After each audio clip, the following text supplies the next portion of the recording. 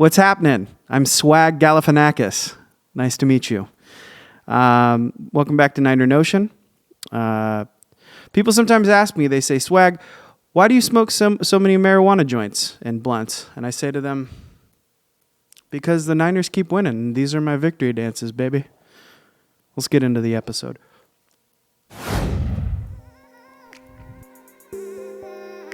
The 49ers are for real.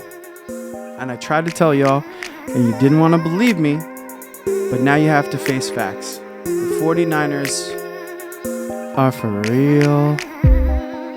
Can you make that sound like an R&B song? No. Okay, I didn't think so. It's a good day to be a 49er fan. We're going to recap the 49ers versus the Rams. Obviously, the Rams got off to a pretty strong start. It was looking scary for your boy. That first drive, they were just chunking yards. They looked a lot like the 49ers offense when it gets going, which makes sense because they are both based off of the zone, the outside zone run. But a lot of the ghost motions and the things they were doing with the receivers reminded me a lot of the 49ers offense. And as I've been watching a lot of different things, they talk about how that ghost motion and the orbit motion, everything the receiver's doing is drawing the defense's eye. It's bringing it into the backfield, which means that they're not getting to their spots, their landmarks, when they're in pass coverage or if they're trying to defend the running back who probably has the ball. And I think that's what the Rams did a really good job of in the first quarter, actually the first drive specifically. They were running a lot of the same stuff we do, and they scored a touchdown on a reverse or like a jet motion with Robert Woods. That looked just like us handing off to like Deebo Samuel or maybe like Dante Pettis, same kind of thing. So that was really interesting to see. It was like the Niners playing a mirror image of themselves. But as we would come to find out throughout the game, the Niners are just so much more talented than the Rams at this point. Some of the people in the Rams have gotten worse, like Aqib Talib. He wasn't even playing last game, so they have injury issues as well. But the Rams are the Niners on the decline. The Niners are the Rams from last year on the incline, and that is the way it is, motherfucker. That's the truth. That's the gospel. So I also want to talk about the Niners D. They got us on that first drive, but after that, the Niners D was clamps. The Rams couldn't move the ball. They had like historic lows for passing. They couldn't run the ball anymore. Once the Niners got up by 2 scores, I remember going into halftime, I was like, oh, this is going to be, too close for comfort, but the Niners will probably win. It was really interesting coming into the second half. The Niners made adjustments. The Rams made adjustments. I think the first play from scrimmage, Jared Goff tried to pitch the ball to Henderson, and he fumbled it for some reason. It was not a great pitch, but it also hit him in the forehead, so, you think you can catch that. But somehow he fumbled, and Eric Armstead recovered the fumble. And, and so then the Niners took that and drove down. I think Jimmy G ran in, quarterback sneak. Shades of the Patriots, Tom Brady. Basically, if Tom Brady gets the ball within the 1.5 yard line of the end zone, I know that's not a yard line, but shut the fuck up. He's going to quarterback sneak in, and Tom Brady is adept at kind of like, I don't know, there's something about like when they snap the ball and figuring out which guy to like kind of lay behind. He's so good at it. He's like, he always gets it. I don't know. What are we talking about? Is it all good, dude? I'm freaking out. The Niners D was clamps, and the Rams couldn't do anything, and then the offense did enough. And I remember the Niners got up by 1 touchdown, and then I think they got up by a field goal, an additional field goal. So they were up by 10. As soon as the Niners went up by 10, the game was over, in my opinion. Like, I was just like, okay, well, as long as the Niners don't do something catastrophic, which the Jimmy G fumble was close to that. If he would have run that back and scored a touchdown, it would have been catastrophic. As it was, every time the Rams got the ball back, the Niners defense was so clamps. And the Rams offense was so cheeks. And that's what happened. It was just clamps on cheeks, dude. Can you believe that? There's clamps on cheeks, dog. And I don't want to have to say that again, dude. Like when we play the Redskins, I want them to step it up so we don't have to say clamps on cheeks, dude. Niners D was clamps on cheeks. When I was watching the end of the game, I was reminded of the 49ers' last defensive iteration when we had Willis and Bowman and Aldon Smith and Justin Smith, and pretty much every position had a guy that you were just like, damn, this guy's fun to watch. He's super athletic and he knows the defense and he makes, instinctive plays. It was really fun to watch Dante Whitner, Deshaun Goldson, Carlos Rogers, that whole team. And that's what I feel like I'm watching right now. They're at least as good as the Niners 2011 through whenever, the Harbaugh years. They're at least as good as that defense. And it's not position by position. Like the Hot Boys are not as good as Willis and Bowman, right? And I don't know if they ever can be compared to them. But the pass rush is surpassing that defense. And so I want to talk about naming that defense officially. People have been wanting to call the Niners defense the Gold Rush since the dawn of time. I've been waiting for us to have a pass rush that is clearly in the top 5 since I have been a 49er fan, because I was ready to jump on the bandwagon of calling it the Gold Rush. This is the Gold Rush defense. I feel like this is what we want because it's all about the pass rush. I got so excited, dude. It's all about the pass rush. The Niners D right now is number 2 overall, behind only the Patriots, who have just been killing it in scoring defense. They're number 1 in the pass, and the biggest reason for that is their pass rush, which we're going to call the Gold Rush defense. Just the whole team. The whole defense is the Gold Rush defense. The Gold Rush defense. I want to break down the position of defensive line. We talk about them all the time, but I want to kind of do a deep dive because I feel like this defensive line could all get 10 sacks by the end of the season with a little bit of luck. Like right now we're close. I think everybody's close to getting 8 or 9 sacks for the end of the season. With a little bit of luck, all 4 of our front D linemen, our starting D linemen, can have 10 sacks. I don't know if that's ever happened, but that definitely justifies having a cool nickname. So do you remember what they have? Like what each of those defensive linemen has in terms of sacks? Yeah. In terms of... Oh yeah, put Tim Ryan up, dude. D Ford had 3.5 sacks. Yep. Buckner has 3. Bosa has 3. Armstead has 2.5 sacks. So they're all within 2.5 to 3.5, 2.5 to 3.5 sacks. So yeah, anyway, that's awesome. Also, Blair and Thomas have 2 each, which means that, what if you had your whole starting D-line have 9 or 10 sacks by the end of the season, and then your 2 guys coming off the bench also have 6 sacks each? I could see the Niners doing that. It's going to be close to historic numbers, I think, this year in some categories. And I think overall team sacks is one that they're going to set. Maybe nobody breaks the whole, single season record for an individual, but I think as a defense, as a pass rush, they're going to set some records. So now we're going to talk about something that someone posted on Reddit that I thought was a really good question. What are some go-to Niners podcasts? Or, I guess they're all podcasts, the ones I'm going to mention.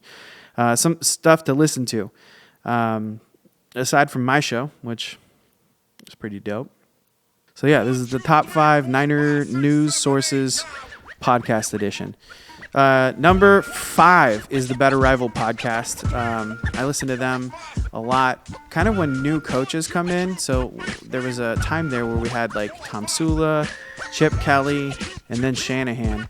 And they were a great podcast to listen to because they did these in-depth breakdowns of like what plays each of those coaches like to run. When Shanahan got hired and they did the outside zone, right? That's what their whole defense is predicated on.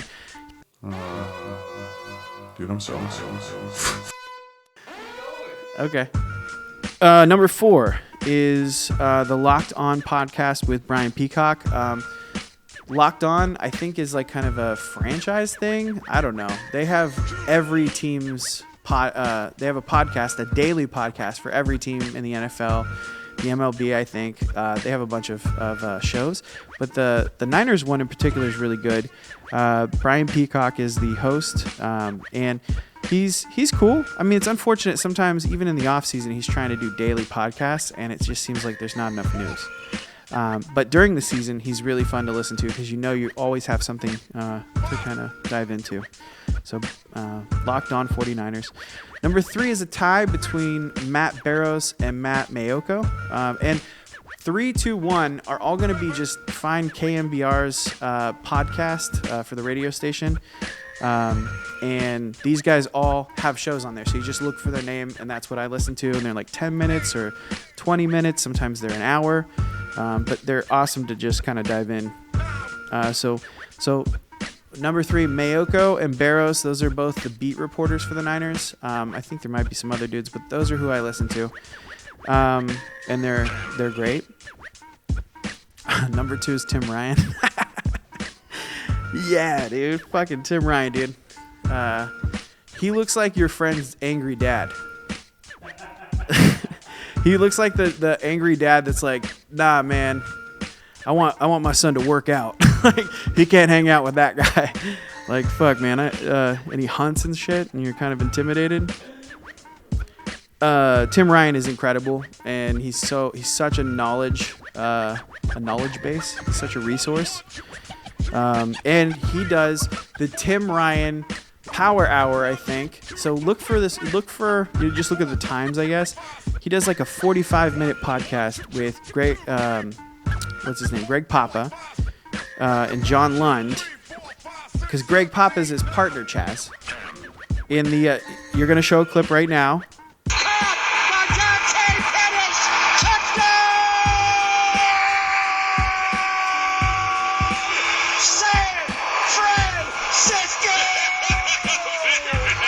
That's Greg Papa. And so Tim Ryan and Greg Papa get along real well, and they do the Power Hour or whatever. So check out Tim Ryan's Power Hour. Oh, and we have an over-under. How many times, and no offense, Tim, if you see this, you're the homie. I hope. Can I delete that? God damn it! All right, Tim, please don't take offense to this. The Tim Ryan Power Hour. Well, and the thing is, I am a little scared because he's a big guy, and you know what? And he looks like maybe he'd like reel off and slap somebody one time, like just correct their behavior a little bit. You know what I mean? And it's like, hey, man, no, fuck that. I'm not scared of that dude. What? All right, Tim. So seriously, don't take this seriously. But you say in terms of so much that we had to start an over-under so this is the game for the whole listening audience. Listen to the Tim Ryan Power Hour with Greg Papa, and the over-under is for how many times he says in terms of, and that number is 11. Greg Cosell is my favorite. He's the number one source of Niner news. And Greg Cosell is the host. He has been the host for like 30 years of NFL Matchup on ESPN. He is like he's like the grand wizard of NFL archives or something. I can't remember what they say. He's got credentials though. And he's just so knowledgeable, and he is so interesting. Everything he says about football is just like a brilliant take. I think that's what I'm trying to do with this YouTube show is I'm trying to be as effective at saying cool shit about teams as Greg Cosell is about pretty much every team. But yeah, listen to Greg Cosell on the podcast, the KMBR. And this segment is done. We've seen enough of Jimmy Garoppolo to know who he's going to be. So let's break them down. So I have them broken down into, I think, 6 categories that I think are what make up a good quarterback or a great quarterback. They're weighted. They're not weighted in order, so just like we'll go through them. So first off, accuracy. I think overall accuracy for Jimmy G, he's like an A-. Sometimes he's inaccurate, but when he is accurate, he's accurate in a way where he makes it so that his receiver can do something with the ball. That was a huge issue with Colin Kaepernick, even Alex Smith, like all the way back. That's what keeps a quarterback from being a really good quarterback, is they can't give the ball to the receiver in a place where he can turn and run upfield and make a move on the first guy. They throw it to him so he has to catch it as he's diving. Jimmy G has that a lot like someone like Tom Brady. He's got that accuracy where you can let a guy run. Number 2 is mobility. And unlike Brady, and I'm not comparing Jimmy G to Brady, by the way. I'm just saying he did train under Brady for a while, so he has some similarities. Mobility is not one of them. Jimmy G, I give a B. I think he's fairly mobile. Now, sometimes he blows out his ACL, so that's not great. Oh, I guess I should put an injury category on here too. I'll add that. Number 3 is arm strength. I think he's probably like a B+. I mean, he has some arm strength to get the ball down the field, but sometimes he can't throw it to where Goodwin can still get it. He's so fast. Next up is decision making. Now this I'm going to give Jimmy G a B-. Jimmy G is he's okay. I mean, he makes good decisions most of the time, but sometimes he'll really fuck up. And we've seen that in almost every game. He just straight up throws an interception when you're like, what are you doing? So for that, I give him a B-, but overall, I think he's decent.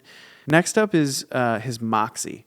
So that's kind of like his grit, his ability to forget about a mistake, which he makes a lot of, unfortunately, to just forget about it and keep balling. And with that, I straight up give him an A, dude. I straight up A. He gets A all day, dude. Next up is wins and losses. I think this counts. I kind of added this late, but I'm like, I think he's like 13-2, unless the record that I'm looking at is bullshit. So that counts for something, man. You get a straight up A for that, dude. You're getting straight A's, dog. And then I guess I'll say injury. I forgot about injury. Injury, he's a C+. Like, the thing about Jimmy G is he's always injured. And right now he's not injured. He's killing it for the most part. But let's just hope that he stays healthy. And having your 2 tackles missing is a bit of a problem when you need to stay healthy. So we'll see. So overall, I'm going to give Jimmy Garoppolo, he gets an A-. Between an A- and a B+, but man, I'll take it. We haven't had a really good quarterback in a long time, and I think it makes it fun, especially with our defense. He'll just straight up throw interceptions, and the defense is like, nah, it's cool. You ran it back to the 12-yard line? You're not even going to get a field goal. Fuck you guys, man. All right, so here goes the next part. Now we're going to do Redskins preview. So here's the thing about the Redskins game. The Redskins aren't supposed to be shit right now, right? But they just changed their head coach, and we've been that team. At least the last 4 years. We've been that team that can play spoiler because we don't have anything to lose. So it's possible. So let's kind of break it down. This is what I think is going to happen. First off, I think there's about a 92% chance that the defense clamps cheeks. It says dominates, but I decided clamps cheeks is my new thing. 92% defense clamps cheeks. 64% offense goes off. So yeah, I think that there's a good chance our offense goes off and we just beat the Redskins outright. But I do think there's probably like a 25% chance that our offense stalls and makes it more of a game than it needs to be. And so if that lines up with the 8% chance I have for the Redskins to actually have a good game offensively, that's how you lose your first game to a team you shouldn't have lost to. Talk about the Redskins a little bit. Case Keenum is their quarterback, and I don't know. He's pretty good with the Vikings one year. He went to the playoffs, and he got really lucky and won a playoff game. But, I mean, I think he's good. In Madden, he's good. He's a good backup in Madden, so that's a thing. They have a talented defense, the Redskins do. I'm going to name 3 people because I've been told that if you say things in threes, it's more pleasing to people because it's a pattern. It's the first pattern you can make. Landon Collins is their strong safety. He used to play with the Giants, and he's super fucking dope. Jonathan Allen, he's pretty young, but he's got a lot of upside. Also, Montel Jordan. Montez Sweat is the last guy. Montez Sweat is, I don't know, it sounds like he's pretty good. I haven't really been watching a lot of Redskins games. The bottom line is if the Niners do what we're supposed to do, we're going to take care of business and we're going to shut the shit down. And I put that on God.